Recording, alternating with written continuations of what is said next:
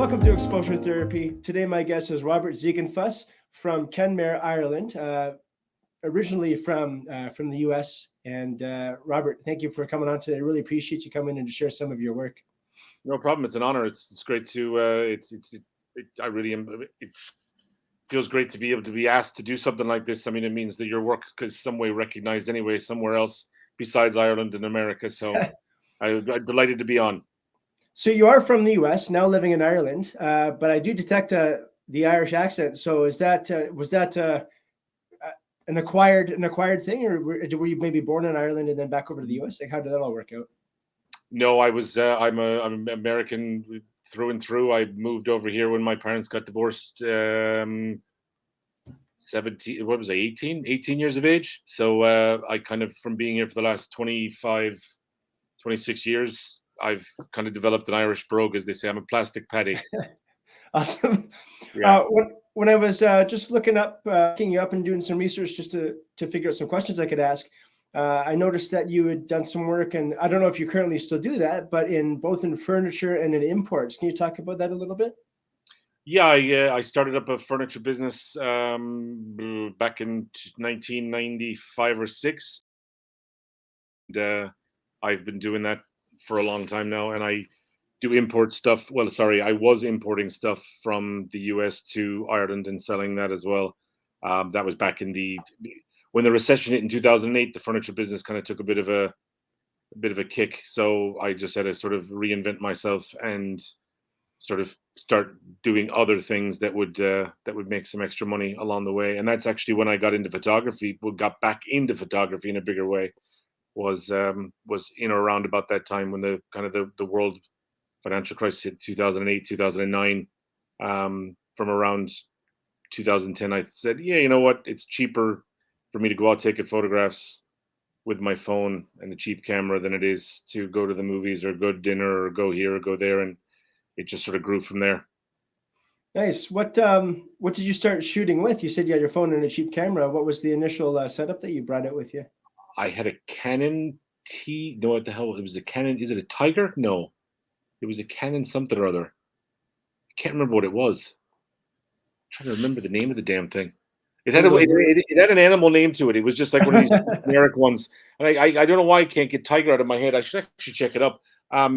Yeah, and I wound up using that, and then I realized that photography is a very expensive hobby to have.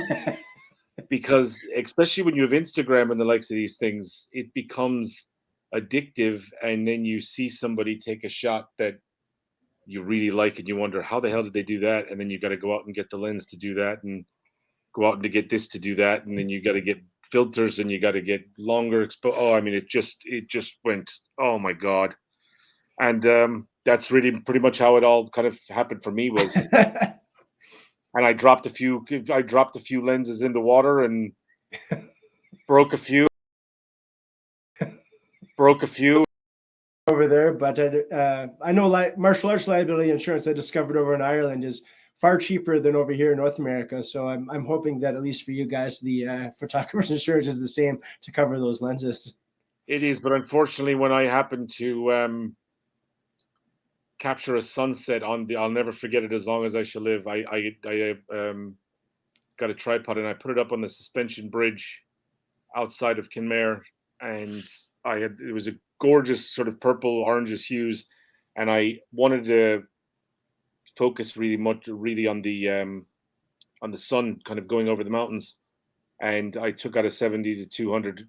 It wasn't a very expensive lens, but a 70 to 200 millimeter lens, and I had my camera fixed under the top of the tripod, and when I went to lock the lens into the actual camera, the way I had it set up, I didn't have the clip properly done into the lens or into the tripod, and the lens and the camera went straight down into the bay, off the rocks, and I was like, oh my God. Well, yeah, that was my first very expensive experience, and at that time I did not have photographers. Sorry, I don't mean to laugh, but I feel your pain. I've been there, not with jumping in the water, but yeah, man, it's not a fun time. Yeah, then I had a really expensive mistake as well in Iceland, but we can get to that later on. That's fine. But Awesome. So oh, where did the interest in photography start for you?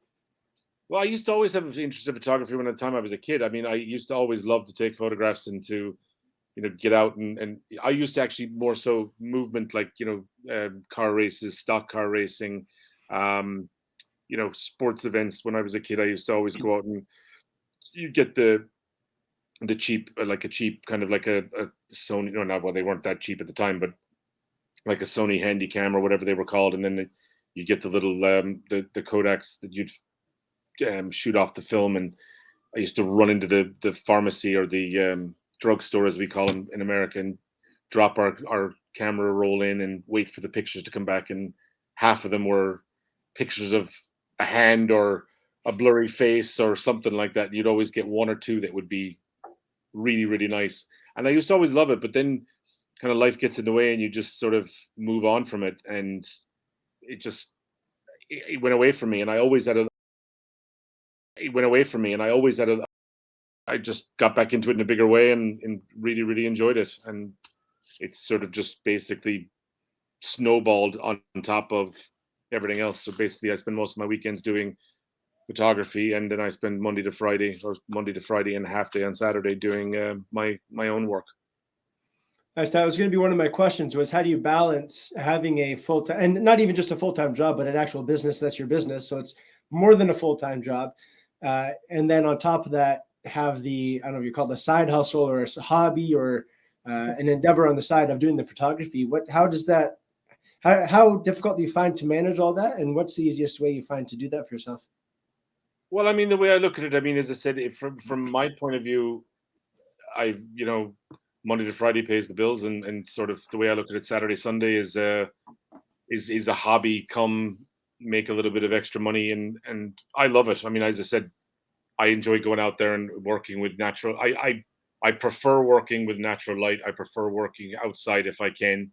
But in Ireland, that the weather doesn't really kind of lend its hand to making that anyway easy. But as I'm sure in Canada is the same, the winter times can be very cold, dark, and you don't get an awful lot of people that are going to say, "Oh yeah, I'll go out and take a photograph. I'll go out and do a photo shoot with you at 3 o'clock on a Saturday afternoon in the middle of January."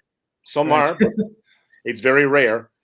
So, and as you know as well, you don't have an awful lot of light hours in the wintertime as well. So photography does tend to take a back seat from sort of end of October until pretty much the middle of March, and then it starts to come back again. That's why now looking at my calendar, the next 6, 7, 8 weekends now are just completely booked up with shoots that I have to do for people and other things like that. But I just love. I don't have a problem really balancing it. It doesn't really bother me in the slightest. As I said, it's, if you do what you love, I suppose it's not really work. So, and it is the one thing I actually do really love. Now, do you travel around Ireland to do the shoots, or is it primarily kind of in and around Kenmare? If I'm asked to do, I mean, I've done shoots in Dublin, Belfast, Cork, Waterford, Wexford. I mean, the whole country, really, being honest with you. I mean, most of my work, I do try to incentivize the price for people to come to me, whereas I'm within sort of 60 miles of my area, and I know an awful lot of if I've got a customer or a client that wants to come down and wants to do a bikini or kind of a lingerie shoot, but they want something that's done outside. I know an awful lot of areas that are around here that are kind of off the beaten path where I can do that. Whereas if you ask me to go to Dublin to do that or to Cork to do that, I could be driving around for 2 or 3 hours looking for a place to capture what it is that the person's looking for. So it's an awful lot easier for me to get people to come down to me. But again, yes, I do travel all over the place. One of the things I found, I've been to Ireland 3 times, 2012, 2013, and 2017. And in 2017, I actually got a chance to go to Kenmare. And the one thing I will say is, even if you are lacking a human being to model for you, I mean, Ireland is just full of natural beauty for you to shoot. So I think you're very, very lucky to live in that place. A place very close to my heart. So I love it there. What's your favorite thing out there to go and shoot? Well, the beauty of around here, as you know, as you've been here, is the fact that you have so many different waterways. You have the lakes of Killarney in the national park. You have the bay. You have the Atlantic Ocean, obviously, and you know, my favorite things to go and do are, I mean, when the sun sets here in Kenmare, if the water in the bay is still and the tide is in, and you just you can't get a better sunset than there. And if you go down into the national park and into the Black Valley, there's gorgeous kind of like hidden lakes that you can get beautiful colors off of, and the mountains around them, and the forestries, and even like coming into the springtime now, the rhododendrons and the flowers, and I love they. I mean, that's the reason more so than anything that I wanted to get back into photography again was you've got so much beauty on your doorstep. You've got to take advantage of. It's like, I mean, I'm sure you have areas in Canada. I mean, like I've seen areas in Canada which are just absolutely breathtaking. You've got that here around you within a 50, 60-mile radius of where you've got the national park is basically 25 minutes away. You've got the Kenmare Bay is 2 seconds away. The Atlantic Ocean is 25 minutes away. And you can pretty much capture any kind of landscape you want, from waterfalls to forests to flowers to waterscapes. You know, you've basically got it all. Enchanted forest at that. It's enchanted forest. Exactly. Yeah. Absolutely beautiful. Yeah. So I actually let's take a look at some of these landscape photos that you sent in here. Oh yes, autumn in the national park. You can't beat it. Absolutely gorgeous. Love that. Love that whole road that goes through between Kenmare and Killarney.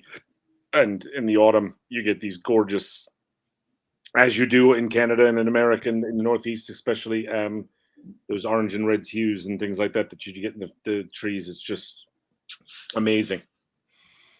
Now, this one of the things I noticed when I was in Ireland was how narrow the roads are. This one looks like it's actually pretty wide relative to some that I've seen. It's not that wide, actually. That well, I mean, it's wide enough. I mean, you definitely would get. That's not one of the hair-raising bends, as we call them, that go through the national park. But that is, that is pretty civilized road in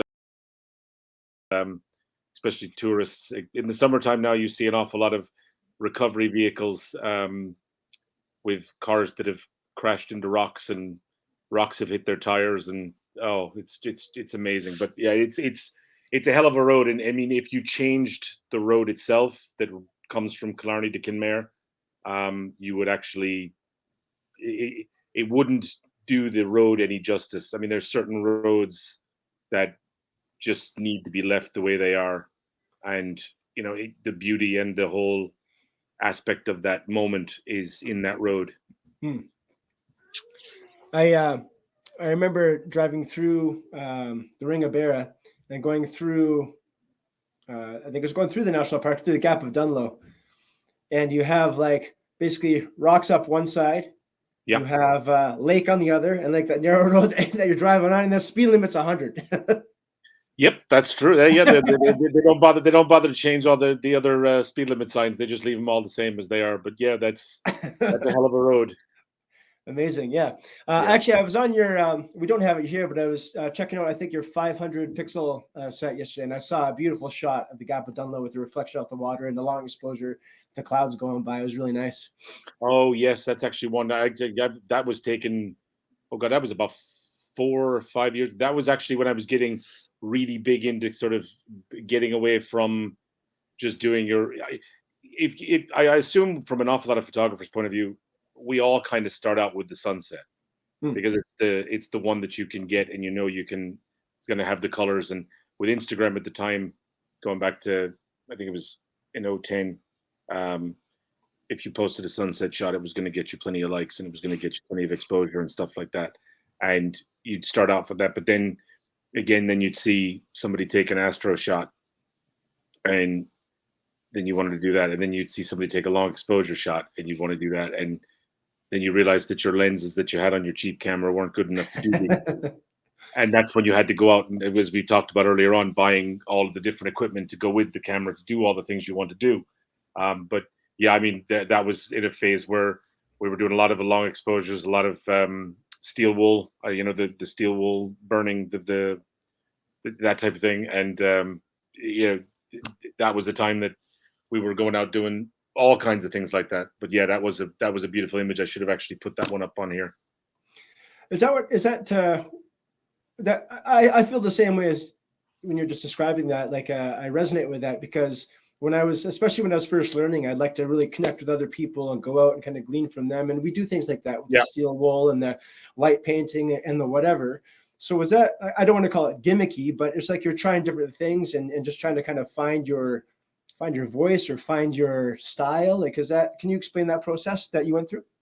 Yeah, I mean, everybody kind of has to find their own. You've got to find your own level. I mean, everybody kind of starts out and they like their one thing and they go with that, and then they want to branch out and try other things. And I think that was the beauty of Instagram when it started. I mean, it's a whole different platform now. It's not anywhere near as fun as it used to be, because Instagram was a great thing to be able to meet other like-minded people. We used to do meetups and stuff like that, and then you do steel wool and light painting and stuff, and you try all these things, and then you find something that you really like, and then you go with it. But Instagram gave you loads of different ideas and different ways of being able to do something, and then what you do is you take that thing that you saw on Instagram and say, okay, can I make it better? Can I change this? Can I do this? Or what about if I do this? Or what about if I introduce this color? Or what about if I try this? And I learned so many things by mistake, by trial and error. I'm one person actually that never, went online and did an awful lot of tutorials. I preferred to go out and do my own thing. If I see something that I liked, that I wanted to try, I would try and go out and do it myself, and maybe try and learn the parameters of being able to do it. But I wanted to try and do it with my own ISO setting and my own, just do my own thing and try and see if I could make it better or different, or make it my own. And that's the one thing that I think that Instagram is great for, giving you an idea, and then you could run with the idea and make it better or worse, or try your own thing. And that's really where I got into the model aspect of it, was that I wanted to incorporate the two together. And you've got all this beauty around you. And I approached a swimmer company in Florida who was a guy that I actually met on Instagram, and we got talking, and I had said to him, can I take some of your line and try and do this with it? And he sent me 3 or 4 bikinis, and we did a shoot at the Cliffs of Moher, and we did a shoot in the Lakes of Killarney, and we did a shoot here and there, and they actually turned out really, really nice. And that's where it kind of started for me, was getting into that, was to be able to create something with the natural light, natural beauty of a woman, natural beauty of Ireland, and incorporate the 3 together. And I think it worked. It's not for everybody, but I mean, as I said, I like it. Yeah, and we'll get to some of those model shots in a bit. And one thing I do notice about them, what's really awesome, is that, like, in a lot of glamour shots, or I don't know what you call them, I guess we'll call them glamour shots, like where you have the model there, or bikini swimmer shots, lingerie shots. Quite often it's it's like the curves on the woman. It's all about that. But in yours, Ireland itself is another character, is another person almost in that shot. Like, it's Ireland is featured just as beautiful, if not more beautiful, than the woman that's standing there. Yeah, I mean, when you've got the landscapes, and you've got the paths, and you've got the forest, you've got the lakes, and you have all the elements to make a nice swimwear shot or a nice lingerie shot or whatever. And it's not. And again, don't get me wrong. There's an awful lot of people that do boudoir outside in America and here, there, and everywhere. I just think that the beauty that you have here with the greens and the blues and just the way you can actually, if you get the light and you get the setting, you can basically make anything or anyone look fabulous. Yeah. It really is. It all depends about it's the whole. For me, it's the whole picture. It's the picture telling a story. That's that's what I get out of it. That's what I love to do, is to actually take a photograph and then have somebody look at it and go, oh yeah. And then have somebody look at it and go, oh yeah. Let's take a look at some of these photos here. This is that's gorgeous. The rhododendron. There's a natural rhododendron tunnel system that runs outside of Kenmare, or actually in Kenmare. It's called Rena Gross Park, and this was actually a shot that I took three summers ago. Usually from around about the end of April, beginning of May, depending on what the season is like, the rhododendrons will start to bloom, and it's just gorgeous. I had a shot that I took of this many years ago before it in 2010 or 2011, right as Instagram was becoming very popular, and the shot was stolen and featured, and it's one of the, if you look up and Google the top 25 paths in the world to walk on before you die, my photograph is actually featured inside that. That photograph got thousands of likes before it was ever even fashionable to get thousands of likes years ago, when Instagram was, that got featured on the what they used to call, what was it, the popular board or whatever it was called. Mm-hmm. And it just exploded, and that's one of the things that became popular with me, was that tunnel. But then as you get better equipment and better, I go back and look at it, and I'm looking at the colors going, oh my god, did I really flip it, edit it that way? But it was actually a perfect center on shot that were from the other end of that photograph, looking back up through, and it's just a photograph that, we had people from China, Japan, and where else was the other person? Was it Belarus or someplace like that? Actually, literally asking where the photograph that Robert Ziegenfuss took in Rena Park in Kenmare. It was the taxi driver here in Kenmare actually told me that. He said, there was people here from China yesterday that were looking for this tunnel that you took a photograph of, and they actually asked you by name. And I was like, well, I suppose that's my one little claim to fame. My one little claim to fame at the moment. There was, you're saying it was stolen and got thousands of eyes on it and thousands of likes. There was one photo I took in Edmonton. I didn't like to watermark my photos. I was like, oh, it kind of ruins the image. And then that thing went friggin' viral, and I saw it everywhere. And I'm like, I really wish I put my name on it now. It doesn't matter if you did. Like, as I said, all of my photographs, I put a watermark on them, but nowadays it's so easy for people to rip off the image, and basically they can black out the watermark, and the watermark doesn't mean jack diddly squat anymore. Well, at least it's good that you had the tourists coming, and they're asking, where did this photographer by name take this photo? That's something, right? It was actually quite nice to be able to, like, when you had people from other parts of the world. But again, that's when Instagram was real and what it was actually doing, what it was supposed to do back then. Now it's become a shadow of its former self. Is there a platform that you think is good right now or up and coming that would be, like, actually, as a side note, I heard Instagram now is actually going to be going back to prioritizing still image versus like shorts, and a lot of the platforms I think are following suit there. But is there one that you think is a good place for photographers right now? I've dabbled with Vero. Is it Vero? I think it is. I've actually checked my phone while I'm actually here, because I think it is. That's the one that I actually did. Vero is the one that I signed up for a little while ago, and I always found it to be very dull from an interactive point of view. But it actually does seem like an awful lot more people are starting to move over that direction. I'm very kind of, as you could say, I suppose, set in my ways. If I keep hoping that Instagram will change and go back to what it was, because it annoys me now, because I met so many different people from all walks of life, not even in photography, just somebody that and we had meetups in Bethlehem, Pennsylvania, where I was born, of people that from all over the world, from talking to people, and we used to do it every year, and now you don't see half their work anymore, because everything just gets buried in reels and in stories and in all the other crap that they bring on nowadays. Whereas it used to be an awful lot of fun that you'd interact with people and you'd see everybody that you were interacting with. Now all you do is you get flipping 15 sponsored ads and 25 famous flipping bloggers and TikTokers, and it's not fun anymore. And no matter how much you complain about it and how much you bring it up to their attention, they don't really seem to care. As long as Beyonce gets a couple million views and their sponsors get all their ads seen on the thing, they don't care anymore.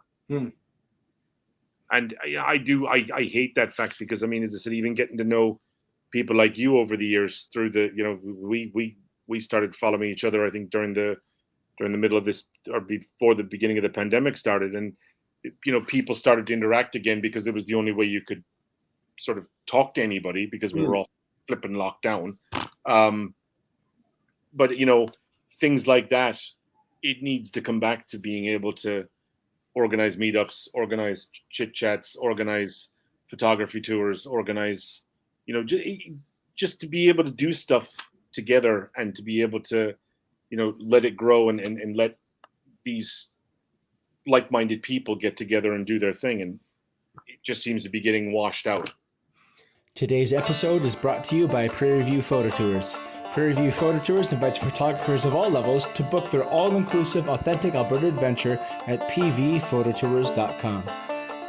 You're right. Like, photography can be, like you said, you went out and it was almost like a therapy for you. And that's a common theme for a lot of people. It's a very solitary endeavor. You go out with your camera. It's just you. You can go out and do your thing by yourself, and it's very nice. But there's something very special and very refreshing to be in a group of other photographers, a group of like-minded people, to kind of get plugged into that community.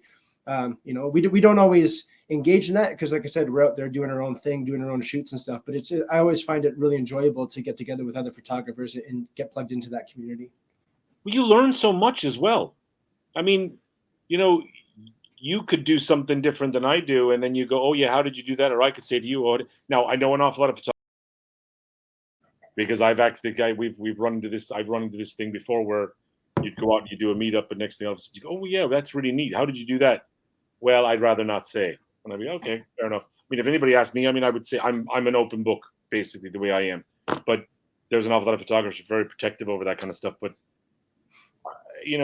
I think it's such an amazing tool to be able to meet four or five different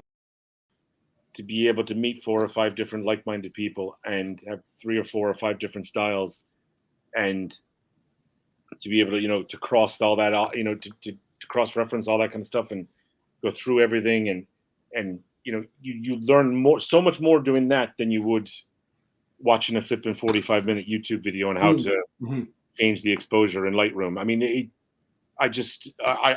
there again, you see, it gets me annoyed, because you just don't have that anymore. And maybe it's people that don't like to interact as much anymore. I don't know, but I still think it has an awful lot to do with we're not seeing who we're meant to see like it was before. So yeah. I don't know, but I do enjoy it. I'm going to bring up another one of your, I think this is Ireland. That would be Ireland. Yes. That was out in the Dingle. That was out in the Dingle Peninsula on Sleigh Head, at the very end of the Next Stop Canada. If you decided to head off that point, you'd wind up out in Newfoundland somewhere. Oh wow! Yeah. So yeah, it's a beautiful spot, beautiful location. Again, you see, the beauty is, what is that about Ireland? You've so much cloud, and you get the passing showers, but like it could be raining all day here, and next thing, all of a sudden, at around 6-7 o'clock, sun could pop out through a crack, and that's exactly what happened there. It was an awful day. Decided to take the drive out to meet up with 3 other guys that were friends of mine, and we took the hike out to the end of Sleigh Head, and sun opened up in through the clouds and just created that beautiful light across the head there, and that was a beautiful moment. And there was 4 of us there. We had camped. We had a steak dinner on the wall, or like in the parking lot, before we did the hike, and we did the hike out there. And beautiful evening last summer. You can't beat moments like that. That's a once in a lifetime moment. That's incredible. Yeah. So warm, very warm picture. Yeah, it is. It was a gorgeous. It was very chilly that day, but it was just so that sun, when it comes out low on the horizon, because you're up so far north, and you get the very long days in the summertime. But like that sunset was at around like 9. That was 9:30, 9:30 at night, just before sunset. So I mean, you still have basically nautical light there until roughly around 11:30, 11:45 at night in June. You do. Amazing.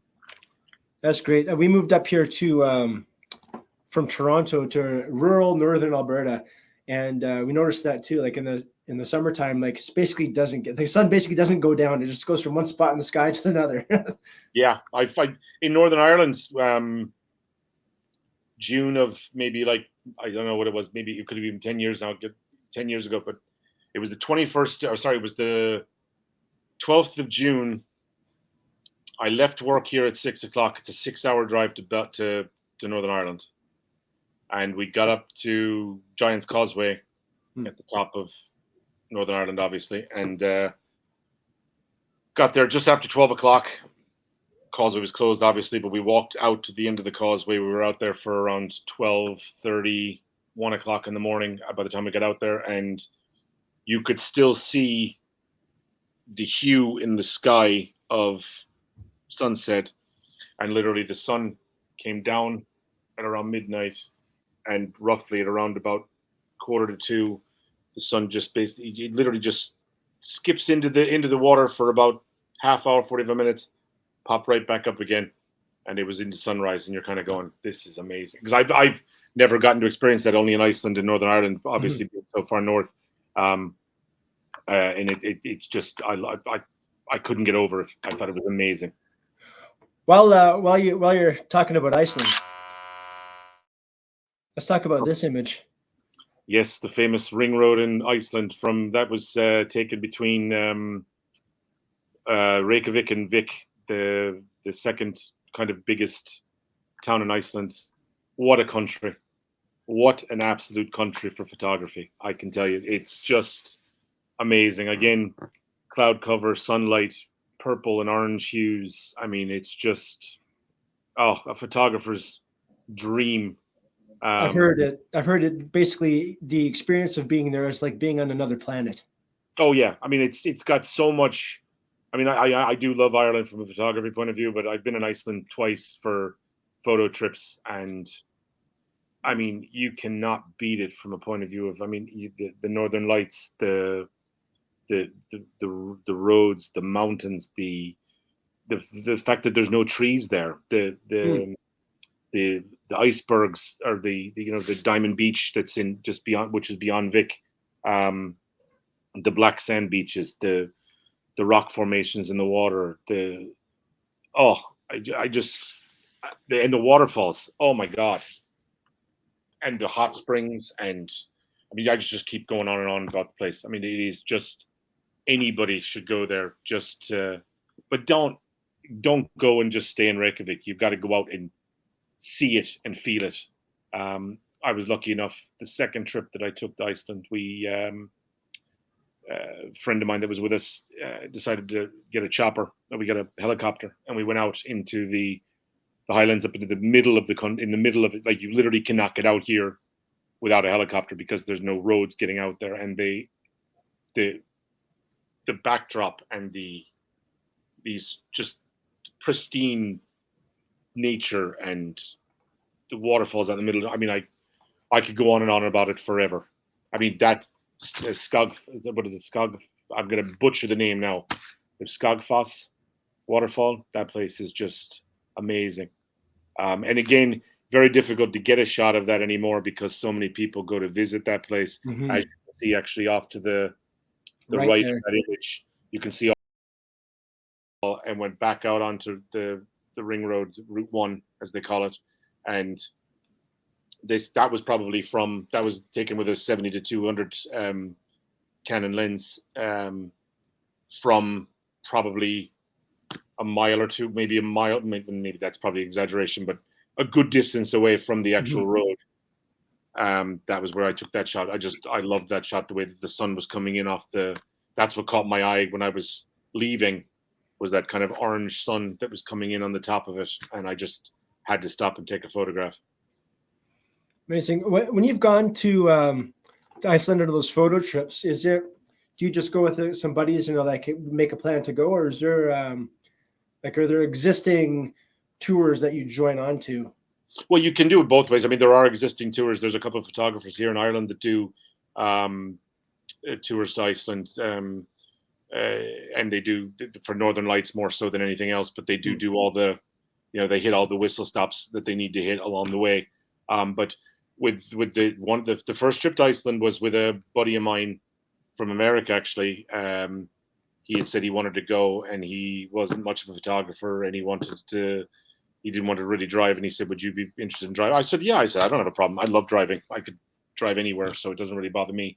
And we went out there, and it was in October of 18, and the weather was abysmal. I mean, it just flipping snowed, and it snowed, and it snowed, but it was gorgeous. I mean, it was amazing. And there's a couple of waterfalls one of the waterfalls that you'll see on Instagram an awful lot. The next one that's after, well, I didn't put a picture of it, but on the ring road from Reykjavik, after that waterfall that you just showed, there's another waterfall that you can actually walk behind. And there was literally so much ice on this thing around it that you couldn't get anywhere near it to do that. And when we were back, funnily enough, the next year in November of 2019, it was a completely different world. I mean, there was no snow there at all, and we were able to do everything, and we did the northern part of it as well. And that's how I've done the whole ring all the way around Iceland, from the north to the south, even up into the Arctic Circle. And the people, the roads, I mean, as I said, I love taking photographs of roads. I think roads just give you so many leading lines in a photograph. And I love to do that even with model photography as well. I'll always include a road here and there if I can. But the black sand beaches, the ice, icebergs, and the whole ice flow that's there. I mean, and then now there's volcano. There wasn't any volcanoes. Well, there is obviously volcanoes, but there was nothing erupting when we were there in the 2 years. And I've always wanted to go back now since the last sort of year or two with the new eruptions taking place. I've always wanted to go back. Oh, yeah. But it is, I mean, it is genuinely definitely, as they call it, the land of fire and ice. Amazing place. I would recommend highly anybody going. Amazing. You just mentioned briefly including roads in a lot of your photos. You said also, even when you're shooting models, you like to include a road in there as well. Can you talk a little bit about your transition from landscapes to including models on those landscapes? Kind of how did you get into that? I don't know if get into that groove, but how did you get into that style of shooting, the genre of shooting, and and what was the experience like for you as you started to do that? Being honest with you, when I was young, I remember I remember stealing or going into my father's room and actually getting a copy of Playboy, and I genuinely I always said when I had a love of photography, I always said I want to do a photo shoot with a woman, and I had these visions in my head of like flowing dress, Cliffs of Moher. I had visions of, kind of, walking down a forest path with rose petals behind. Like, there's a lot of these ideas. I have some wonderful ideas in my head that I would love to put on a print. Like I bought an iron bed. I'm sorry for getting off topic for a second, but I bought an iron bed, and I want to get that, and I want to put it in a beach. And I want to put somebody with a red dress on top of it, and I want to let the waves crashing around and things like that. I mean, I just have so many of these different kind of ideas, just to give you an example. But I found that I wanted to incorporate some of these visions that I had and some of the things that I wanted to do that I thought that would look nice in a photograph. I found myself looking at trying to find these big flow dresses that would blow in the wind, and a model, and I asked a friend, or I asked somebody to do it with me, and we did an image, and I took a photograph of it, and I did a few more, and I did some work for a wedding dress company in Cork, and it just started blossom from there. And then I created another photography account on Instagram outside of my own, because I felt that the model images were becoming a whole different arm of things, and it just kind of basically grew from there. And I just, as I said, I've got probably about like a horse at sunset on the beach with a girl with like kind of a dress riding along the beach, and a bikini model in the water and on her knees, and the sun glistening off. You know what I mean? Things like that. It just so many different ideas that I have. I mean, that's very vague with the swimsuit one, but I have an awful lot more. But I wouldn't go into all of them now. But it's just like a faucet. I even thinking of it now, thinking of things that I want to do. And it's just to find and you've got to find the right person to do it as well, because a lot of these shoots that I want to do are very time consuming. Usually, if you're doing a shoot with somebody, especially if it would be something like that, that would be a concept shoot or a free shoot. And to get the time and the availability of both yourself and a model to be able to go out 3 or 4 hours to a rocky beach, set up a bed, wait for the tide to come in, for the waves and all that kind of stuff. And, you're looking at 4 or 5 makeup, all that kind of stuff. You could be looking at 4 or 5, 6 hours to pull that off. And you're only going to pull off one image. I mean, I guess I will eventually pull it off, but it's not, again, you try to incorporate an awful lot of these things, even like with waterfalls. I've load of different ideas to do for stuff like that as well, but it just all takes time, and that's what really is the cornerstone behind where I went from all landscape photography to landscape model photography. You'd mentioned that you had a friend that had a swimsuit company. You said you worked with wedding dress companies. So is it a balance in your shoots, or is it majority of like you're finding a clothing company or some sort of fashion company to shoot their articles on models, or is it oftentimes you talk to a model and say, here's the concept for a shoot, and they style it? Like how do you accomplish that? It's both, really. I mean, as I said, you've got with the advent of Sheen online since the pandemic, when people were going online buying stuff. I mean, I remember sitting there one day going, you know what, and again, I'm a guy, there's no stereotypes anymore, but I'm just saying, I went looking through Sheen and I was thinking to myself, wow, look at that dress. Look at that dress. That would be nice. And I wound up buying a few of them. And the next thing could say to somebody, say, I got this dress. You can have the dress if you want. I need about an hour. I want to do this. I've got this idea in my head. Would you like to do it? And a lot of times, it works for simple ones, not for anything kind of very conceptual. But you have, I mean, like, as I said, I would have put my name out there and asked.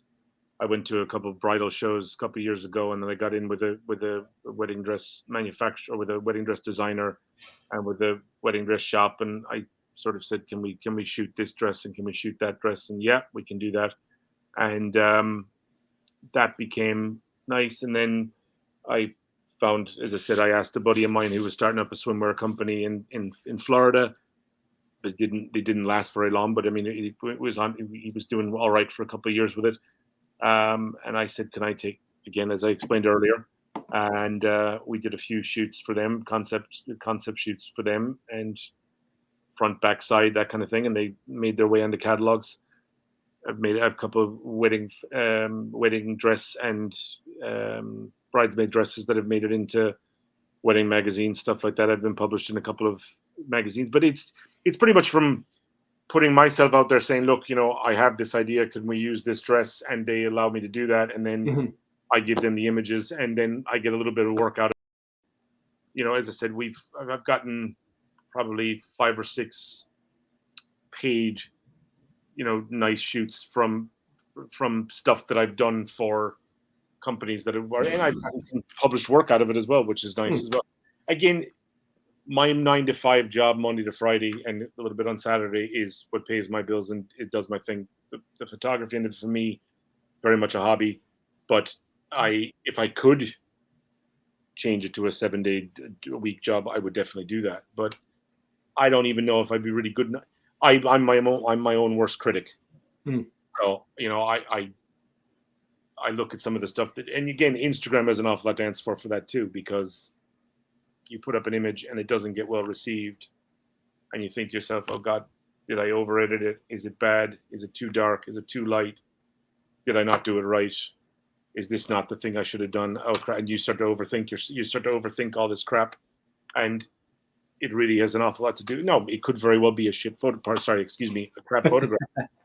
But you know, but Instagram doesn't do an awful lot to help you, because when you put something up there that you think is crap, that does well, and you put something up there that you absolutely love, and it doesn't get well received, it has to do an awful lot more with algorithm than it does with anything else. But it still does get very. And again, I'm probably one of the first people to say, don't let small shit bother you. Sorry, again, don't let small shit bother you. But if you know, I'm here doing it myself, because I post up an image, and next thing all of a sudden it gets like 60 or 100 likes, and you're kind of going, okay, nobody liked that one. I run into similarly. I run into issues, and I'm sure you probably had this too, where you'll be shooting for somebody for a campaign, an ad campaign, a political, whatever you're shooting for, and you submit their photos to them, and the one that they pick is like, yep, you're like, you almost question, like, why did I even submit this one to you? But that's the one you pick. You know, I had one very recently I was shooting, and usually if it's like documentary stuff, I don't do too many heavy edits. But if it's like a focused portrait headshot, I'll go in, I'll clean up skin blemishes, I'll saturate the eyes a bit, whiten the teeth, stuff like that, remove any lint off the clothes. And this one was used for a very prominent photo. And they used, I submitted an image earlier. They just wanted to see some of the work, get excited about it. So I did a quick edit on my phone, submitted the images, just like, hey, here's kind of the idea that we're looking at. And they really liked it. And then after the fact, I gave them the final edits. But for it was like a book cover, they used the original one I sent, and where the teeth are just a little bit more yellowed. And I was like, oh, you should use the ones where I whiten their teeth. But he's like, no, I think this makes it right. No, we like this one. It's warm and welcoming. And I'm like, okay, that's one you like, Another, it was a campaign photo. I was shooting for someone who was running for the leadership of one of our political parties here in Alberta. Yeah, I remember that. Yeah, you posted them up. They were really nice. Yeah, thank you. And the official photo that they used for the campaign was a great photo, but the challenge of editing it was when we were basically, I was doing all my edits in the back of a pickup truck driving up and down the road, right? So I would use the Bluetooth to transfer the images from my Canon to my phone and edit there on my mobile, but I can only transfer through the JPEG. The RAW files wouldn't transfer through. Right. So I'm only ever editing the JPEG. So anyways, I noticed the photo they used, there's the color gradation in the sky. It was more pixelated as it went from darker to light. Not on the subject, but in the background. And I was just like, I really hope nobody notices that this like one image that has everybody's attention, because this is the campaign photo, has that pixelated background in the sky. And it was, it was just like that. It made me squint every time I saw it.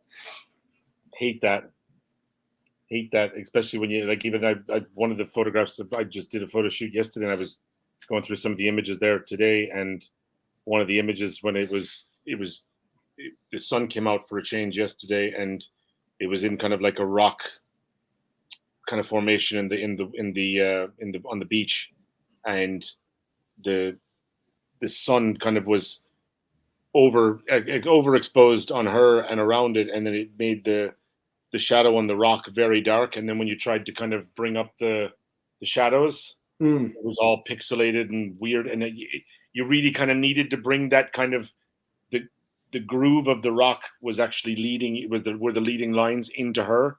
Mm-hmm. And when I actually when I lightened up the photograph and I looked at it, I went, oh God, it's all pixelated. I just said, no, I can't use it.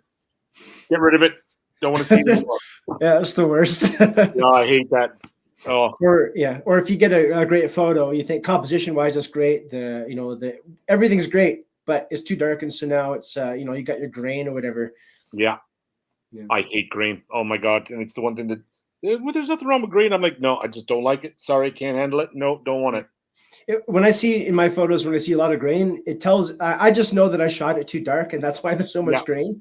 And so when I see grain, I know some people even add grain, but to me, it's like, that just tells me that I did a bad job. Yeah, I'd be the same. I can't abide grain at all. It drives me nuts. That's why I just, if I have to shoot too high in ISO, I'll bring out the flash because, or bring out the lighting because I just can't handle it. It just drives me nuts. Awesome. We talked a little bit about some models on your background. So let's get in some of these photos. You do see some of the models on your background. Now this looks like Flowing Dress Cliffs of Moher, is it right? Yep, that was one of the, there was a girl from Cork, the Fiery Jalapeno is her name. She, she's a great girl. She's really, really nice. Her name's Emma. She went up to, you got to remember as well, we left Kenmare. This is about 2.5 to 3 hours drive from Kenmare to this place, to the Cliffs of Moher. This is the famous, everybody knows the Cliffs of Moher in Ireland, but beautiful day, sun splitting the rocks, as they say, 27 degrees Celsius. Oh no, it wasn't. It was about 22, 23 degrees Celsius. And we decided, well, the weather was good. We would go take the drive on a Saturday afternoon. Got all the way up there, and as we got out to this place, which is not, if you can see in that image where the little piece of rock is actually sticking out of the ground or sticking out of the water, that little kind of pinnacle, right across from that, you'll see up on the top, you'll see a small little tower, which is actually up there. That's where the tourist area of the Cliffs of Moher are. This was about 2 or 3 miles down the road, and we had to go off the road and take a walk all the way down to this place. And we got all set up, and next thing, all of a sudden, clouds moved in, fog moved in, and everything kind of it started to rain, and it just got unbelievably windy. And that's one of the images that we got. And I said I wasn't traveling all that distance to turn around and go back again. So we made the best of what we could of what we had, and it worked out nice and moody, and it worked out. I love the way it actually turned out. So she might feel pretty windblown, but I mean, with the blowing window, you get the nice hair and the dress blowing too. So maybe that worked out in your favor, you know? Yeah, it did. I mean, like, as I said, there was still that little bit of light coming off the ocean, or off the distance on the horizon, but these clouds just kept blowing in, and they were getting darker and darker, and I was just, oh God. We went up there with the intention of shooting for about 3 or 4 hours. I think we had to squeeze the 3 or 4 hours worth of a shoot into about 35 minutes before the rain just came, and it was a deluge. We got absolutely soaked going back to the car because we had about a half-hour walk back to the car to get back there, and it was just awful. Yeah, but yeah, it's a good memory. I've talked about this on another podcast with someone, how you take a photo like that, right? And as a viewer, I see the photo. But you as a photographer and her as a model, you have the whole memory of that 3-hour drive there, the hike to get to the edge of the cliff there, the rain and the everything changed. It's like a whole experience, right? And it's just a wonderful story that it's like an inside secret that you and the model have that me as the viewer is not going to see. I just see the finished product. Yeah. And I mean, a lot of work does go into a lot of those photographs, because I mean, even like, I don't think I sent you any of the waterfall. Like, I mean, I've done a couple of really nice kind of waterfall shots that people can see on the Instagram. But I mean, like, you've got a probably 45-minute hike off the main road to get to that spot. You've got to get set up. Then in the summertime, as well as that, you have I think you call them gnats, as we call them in America, whereas here they call them midges. Yeah. And they just literally attack you anywhere you're near water in the summertime. And you got to set up the tripod. You got to get the camera up. You got to get them across these dangerous wet rocks to get to the spot where you need them to get. And I mean, these are all things that go into taking this image. And you know, somebody looks at the picture and says, "Well, that's nice," and they kind of we're kind of going, that image took me nearly probably 6 or 7 hours of my time to actually get there. Oh, that's nice. And they swipe, and you're kind of going, oh, my God. No appreciation. No, I definitely can feel for you on that one. Let's just take a look at this next one.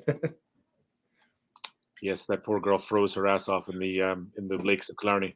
I was gonna say a lot of these, like Ireland's not known for its super warm temperatures, so I imagine No. a lot of these girls are just kind of. Yeah, that one was that was a night. That again. It was another evening. You probably could see from the little bit of the V that's in the off in the background. There, a lot of clouds were rolling in, and again the sun was coming through the reeks onto the water, and it was just a moment that we thought was going to pass. That we waited there for about 15-20 minutes, and the sun finally broke, and it came through from the west, and it turned. It's another image I really do like. It just it's very natural. It's. I mean, it's a posed image, but I mean, as I said, it's a natural shot in the water, soaking in that sun, and getting that moment again for me. I think it's just a nice moment. That's the thing I like. I go back and look at these images, and I could tell you everything from start to finish, as you just said. You have a whole story that goes with all the images that I take. Hmm.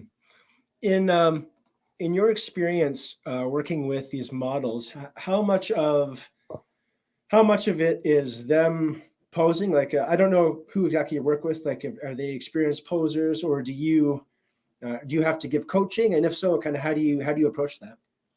That's another thing that took forever, because at the beginning, when you're green to this whole thing, and you ask a friend to kind of get an image to do what you want to do, you know what it's like in your head, but to try to translate that to some people, because some people just don't have photographic or photographic minds or things like that, and they have to be told what to do. And when you don't know how to tell somebody what you're thinking, I mean, it is quite difficult. I mean, an awful lot of it is from trial and error. You go through the motions. You tell the model to do something that you like.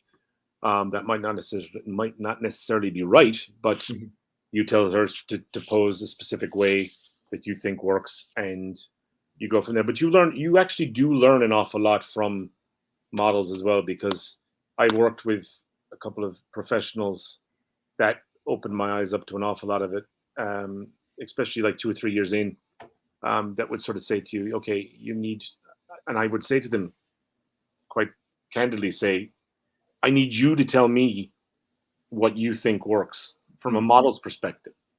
And they tell you, okay, yeah, you need to do this, and you need to make sure that you keep it's all about shadows. It's all about the lighting.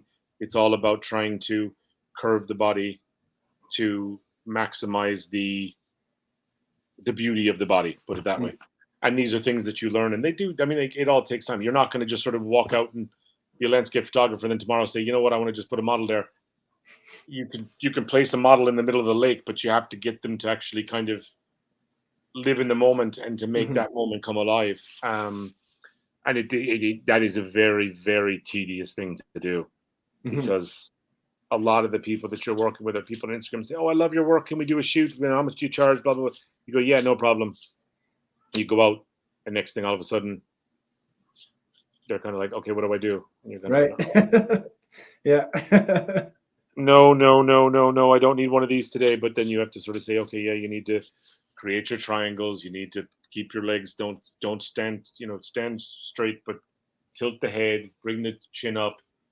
Things that because you don't want to get double chin. You don't want to, you want to make sure that the curves are right. That, as a photographer once told me, it's all about triangles, putting the arms on your hips, creating that triangle, keeping your legs, one out further than the other, and bending your knee on one and keeping the other straight and stuff like that. And they're all small things that you pick up along the way. Yeah. Fun though. Yeah. Amazing. Let's take a look at this next one. Oh yes, the beautiful Ellie. Yeah, that's great. This is a very moody shot. Yeah, it was actually. There's a couple more from that scene that was the fog. The fog was that was a flipping freezing cold morning in early December, and the weather was not good. But I was traveling down through the national park from Kenmare to Killarney to meet this girl that came down from Northern Ireland to do a shoot with me. And as I was passing through, as I was dropping down through the mountains, I could see the fog, and it was beautiful above. but the whole national park was just covered in a blanket of fog, and you couldn't see anything. And as I was coming out the other side, in the Killarney side of it, it was starting to clear up a little bit. The fog was being burned off, and there was these beautiful hues coming through the fog. So we had planned on doing a shoot in a kitchen in the apartment that we were actually staying. She was staying in, and I said, "Look," I said, "I know we're supposed to shoot indoors, but I said, I got an idea. There's,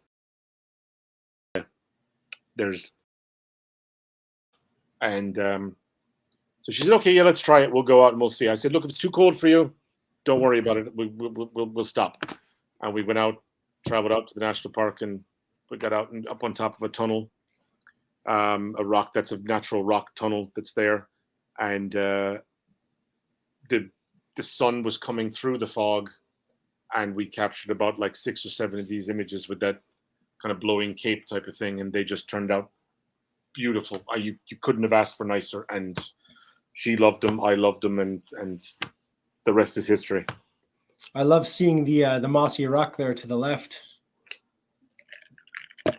You'll see plenty of mossy rocks in Ireland anyway. Exactly. That's how you know it's Ireland. Yeah. Rain and moss. Yeah, green. There's 1,000 shades of green in this country, I can tell you. That sounds like 50 Shades of Grey, but since that's 1,000 Shades of Green, that should be your like a photo book title with all these models. 1,000 Shades of Green. There you go. That's something to say. That's something to look forward to in the future. Moving on to this final image here, with the waterfall and the lady and all the things going on here. This is great. Yeah, that was that again was another one that was kind of on. It wasn't planned, but I had I picked up that dress in Windsor, in the clothing stores in America that do the dresses and stuff like that for proms and weddings and stuff like that. And I saw the dress. It was a deal on it, and I said, you know what? I said, I'm going to do something with that dress someday. I said, in front of the waterfalls down the national park, and I brought it back with me, and we were doing myself and Ella, there's another Ella actually. We were doing a shoot in a local place in Killarney, and I said, you know what? I got this dress. I said, I would love to try it out in this place. And she said, yeah, no problem. And she went out, and she actually, the water that's there in the front of the picture, she had to traipse through that up to about her waist to get over to the other side, get under the rock ledge that was there in front of the waterfall. And yeah, that was taken in October of last year. Oh wow. Yeah, and it was very cold, and she had to go through the water in the dress to get to the other side. And those rocks, the black rocks that you see there across the way, they're death traps. They really are. And I kept saying to her, don't go over them, just stand in the water, stay in the water. She goes, no, I want to get up. And we were hoping that I was going to get a bit of a gust of wind, that the actual thing would blow, but sure as shit, sorry, excuse my language, as sure as could be, the wind just never picked up. So, but it still turned out nice. And, I just like the way that it kind of got that kind of tree design off to the right, and the rocks framed her, and the way the water was coming down. There's so many elements that go into doing a photograph like that, because you want to make it proportioned. You want to make that line of sight. You want to keep the depth of field. You want to just keep everything nice in that photograph to tell a story, and that's what I try to do. What's your biggest challenge in these kinds of shoots, where you go out for your 6 hours or 8 hours or whatever it is with a model and try to get these shots? What would you say is the biggest challenge for you? The biggest challenge is not letting myself or them down. Being honest with you, because like even 3 Sundays ago, I went up to Galway to do a shoot with somebody that I've been waiting to do a shoot with for a very long time. And we've been talking about it for years, but, between COVID and between, daily lives and all that kind of stuff, things just never married up and, never got together. And I went up there, and I had said to her before I went up, I said, I don't know Galway well enough to, take you to a place that I know I can get what you want me to get. And we drove around for 5 or 6 hours. And then we finally found an abandoned castle, and we did a whole different concept, but it worked. But that whole 3-hour drive home back to Kenmare from Galway, all I worried about was, did I come through? Did I get those images? Did I waste a whole day and not get anything? And I always work with whatever I'm given, but that is the biggest challenge for me. Is you go out, you meet somebody, you have an expectation in your head of what you want to do. They have an expectation of what they want to get, and you've got to make sure that you deliver on that. And it is very worrisome, when you're working with natural light and natural environments, that everything isn't going to marry up the way it's supposed to get exactly what you want to get. So that's the thing that would scare me the most. Again, I say I don't care about what people say and about this, that, and the other thing. And I think we all do in a way, but we do deep down care. And, you just want to be respected and noticed for what you do, and hope that it's good enough that it'll actually get you some, exposure somewhere down along the line. On that topic of exposure, Robert, where can people find your work, find your stuff mostly? Mostly, my whole life with the photography end of it is basically all done through Instagram. I'm in the middle of getting a website together at the moment, which I think you put up on the thing, because it is robertziegenfuss.com. But everything through the Robert_Ziegenfuss for the landscape stuff, and then RZK photography for the model stuff. And I'm open. I'm very open to criticism. I'm very open to somebody telling me what's good and what's bad. I know my stuff is not for everybody, because I know an awful lot of women and models that if they go in to do a shoot, they want 15 images that all look the exact same, are done the exact same of different poses. I tend to be more of, I think every photograph should tell a story. And every photograph, if you're especially working with natural lighting, and you're going around in a circle, or you're taking different panoramic shots or whatever, lighting is going to be different in every one of them. So it's very hard to create a 10 image setup of just say like a bikini, and try to get 10 images that all look the exact same, because especially in Ireland, as you know yourself, clouds come and go. Like even yesterday, try to take shots, and you're working at 100 ISO with, and then next thing, all of a sudden you're going up to 1000 ISO because you're trying to compensate for the light and the dark and stuff like that. And none of those images are ever going to look exactly the same. I'm not going to sit here and try and spend 14 hours to try to make sure every one of them look the same. I want everyone to tell a different story, and to capture that light, and to capture that moment where the cloud is coming across, or that shadow, or whatever.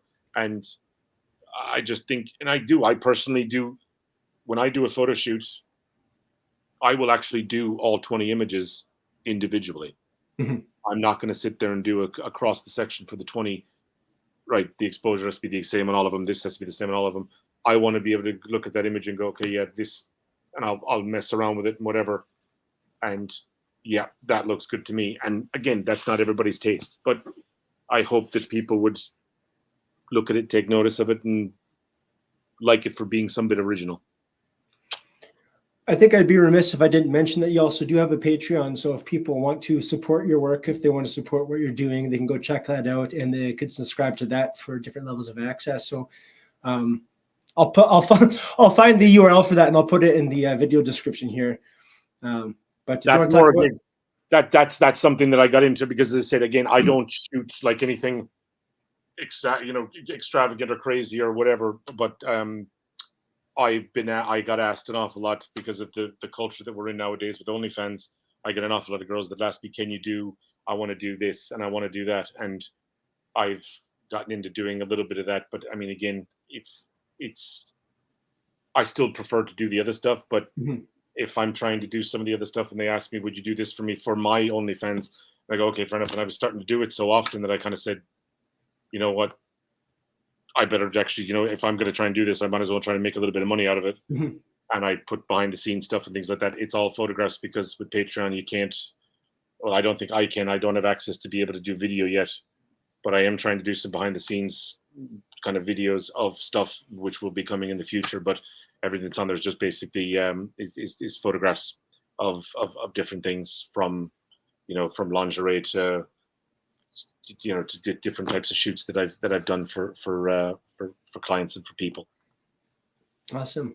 Robert, before we sign off today, is there anything that we left out that you want to mention to the audience? Anything you want to say? No, I mean, it's just I hope that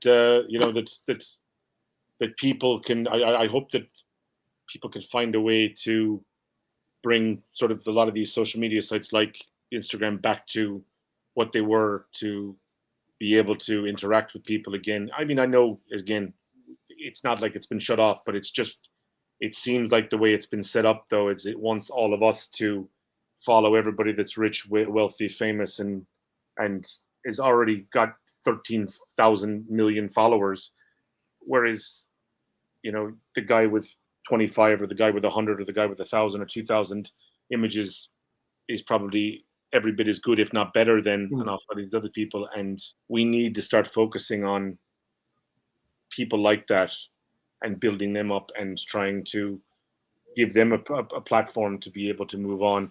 And I think Instagram needs to go back to that. And again, I suppose I've mentioned it 3 or 4 times already, so it's like beating a bloody dead horse. But that's my one thing that I really do hope would come out of this, that we all can kind of interact, become friends, and have our own small little groups and become bigger and better together. Amazing. Like the world should be at the moment. Yeah, for real. For real. Sir, I appreciate you for coming on, especially from all the way across the pond there. I appreciate you making the time and sitting with me and chatting and showing some of your work. Like you said, we've been following each other for a few years now through a mutual friend, Neil. And yes. I'm just appreciative. By the way, Neil, if you're watching this, I appreciate you hooking me up with Robert here. And I've just been a real fan of your work over the years. And I continually look forward to seeing what you put out. So I'm going to continue to follow you and, look forward to continuing this relationship and, maybe having you on again as a guest at a future date. It's very kind of you. And I mean, again, the feeling is much reciprocal. I mean, you're a good guy. You do good work and I stand with you. I think you're an amazing person. And anytime I will always be more than happy to come on. And I really do appreciate you asking me. I mean, it's special to be asked to do something like this, especially with somebody so far away, different kind of, I suppose, audience. But it's a pleasure. Really was a lot of fun. I appreciate that, Robert. You have a good day. All right, TJ, take care. All the best. Bye-bye. Bye-bye.